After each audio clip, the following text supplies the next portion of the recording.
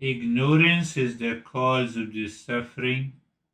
That is what every master says. And that is what I am saying. Ignorance means not illiteracy.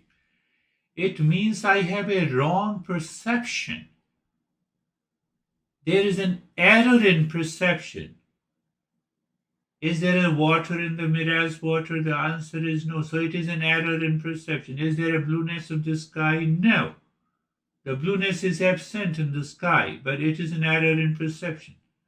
Is the earth stationary? That I see, but it is not. That is error in perception. The same way, I am the body. No. I am the breath. No. I am the mind. No. I am the intellect. No. I am the ego. No. Who am I? I am the real self of the nature of pure consciousness.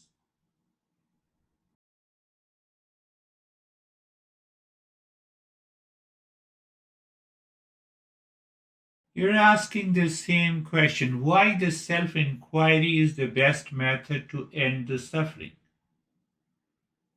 Because the ignorance causes the impurities in the mind. The impurities are likes and dislikes and the desire for seeking happiness in the world outside that results into anger and hesitation and the greed. So if I hit to the ignorance of who am I not only remove the impurities of the mind, but I also remove my ignorance. So what happens? I awaken to that inner peace and happiness. This is what is the journey of the Eastern wisdom is.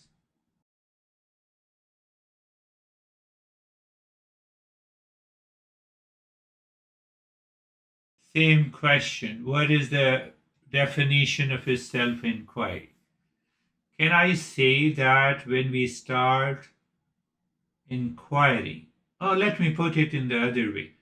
The ignorance cannot withstand the scrutiny of the self-inquiry. So what happens when we keep on thinking, contemplating and reflecting, who the hell I am?